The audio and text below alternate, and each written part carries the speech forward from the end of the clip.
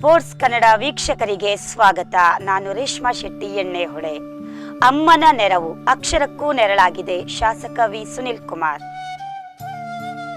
ಶ್ರೀಯುತ ಅವಿನಾಶ್ ಜಿ ಶೆಟ್ಟಿ ಸಾರಥ್ಯದ ಅಮ್ಮನ ಸವಿನೆನಪನ್ನು ಹೊತ್ತು ಸಾಗುವ ಅಮ್ಮನ ನೆರವು ಚಾರಿಟೇಬಲ್ ಟ್ರಸ್ಟ್ ಯಾರೂ ಊಹಿಸಲಾಗದ ರೀತಿಯಲ್ಲಿ ಕಾರ್ಯಪ್ರವೃತ್ತವಾಗಿದ್ದು ಶ್ಲಾಘನೀಯ ಕಾರ್ಯಗಳನ್ನು ನೆರವೇರಿಸಿಕೊಂಡು ಬರುತ್ತಿದೆ. ಮನುಷ್ಯನ ಹೊಟ್ಟೆಗೆ ಒಂದು ಹೊತ್ತು ಊಟಕ್ಕೆ ಕಡಿಮೆಯಾದರೂ ಸಮಸ್ಯೆಯಾಗದು. ಆದರೆ ಜ್ಞಾನದ ಹಸಿವಿನಿಂದ ಮನುಷ್ಯ ಕೊರಗಬಾರದು.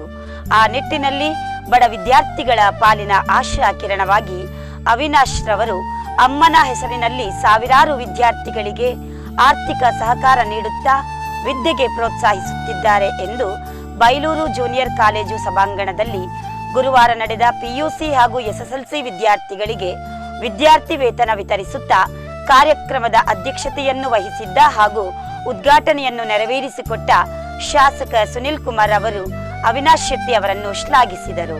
ರೀತಿ ಟ್ರಸ್ಟ್ಗಳನ್ನು ನಿರ್ಮಾಣ ಮಾಡಿ ಸಮಾಜಮುಖಿಯಾದಂತಹ ಆಲೋಚನೆಗಳನ್ನು ಮಾಡುವಂತದ್ದೇ ಬಹಳ ಅಪರೂಪದ ಸಂಗತಿ. ಜ್ಞಾನಸುಧ ಶಿಕ್ಷಣ ಸಂಸ್ಥೆ ಕಾರ್ಕಳದ ಸುಧಾಕರ್ ಶೆಟ್ಟಿ ಅವರು ಮಾತನಾಡುತ್ತಾ 16 ಲಕ್ಷ ಮೊತ್ತದ ವಿದ್ಯಾರ್ಥಿ ವೇತನ ನೀಡುವುದರ ಹಿಂದೆ ಉದಾತ್ತವಾದ ಆಶಯವಿದ್ದು ಇದನ್ನು ಸದುಪಯೋಗಪಡಿಸಿಕೊಳ್ಳಬೇಕು ಎಂದು ವಿದ್ಯಾರ್ಥಿಗಳಿಗೆ ಕರೆ ಕೊಟ್ಟರು. ಒಂದು, ನೀವು ಆ ಹಣವನ್ನು ತೆಕ್ಕೊಂಡು ಅದು ಹಣ ಅಂತ ತಗೊಳ್ಳುವ ಬದಲಿಗೆ ಅದೊಂದು ಆಶೀರ್ವಾದ ಅವರ ಅಮ್ಮಂದು ಅಂತ ತಗೊಂಡ್ರೆ ನಿಮ್ಮ ಬದುಕು ಬಹಳ ಸುಂದರ ಆಗ್ತದೆ. ಮತ್ತೆ ನೀವು ಸಂಪಾದನೆ ಮಾಡುವಾಗಲೂ ನಿಮ್ಮ ಅಮ್ಮನನ್ನು ನೆನಪು ಮಾಡಿಕೊಂಡು ಸಮಾಜಕ್ಕೆ ಕೊಡಬೇಕು ಅನ್ನುವಂತಹ ಒಂದು ಪ್ರಜ್ಞೆಯನ್ನು ನಿಮ್ಮಲ್ಲಿ ಈ ಸಣ್ಣಂದಿನಲ್ಲೇ ಹುಟ್ಟು ಹಾಕುವಂತ ಪ್ರಯತ್ನ ಅಂತ ನಾನು ತಿಳ್ಕೊಳ್ತೇನೆ.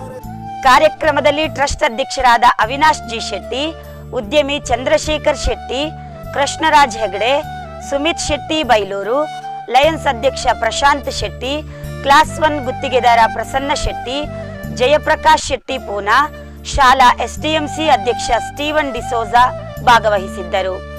ಪದವಿ ಪೂರ್ವ ಕಾಲೇಜಿನ ಪ್ರಾಂಶುಪಾಲರಾದ ಸೀತಾರಾಮ್, ಪ್ರೌಢಶಾಲಾ ಶಿಕ್ಷಕರಾದ ನಾಗರಾಜ್ ಉಪಸ್ಥಿತರಿದ್ದರು.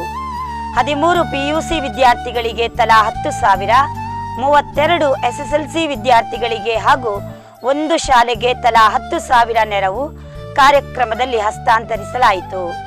ಶಿಕ್ಷಕರಾದಂತಹ ರಾಜೇಂದ್ರ ಭಟ್ಕೆ ಸ್ವಾಗತಿಸಿ ಕಾರ್ಯಕ್ರಮ ನಿರೂಪಿಸಿದರು. ನಿವೃತ್ತ ಶಿಕ್ಷಕ ವಸಂತ ಎಂ ವಂದಿಸಿದರು.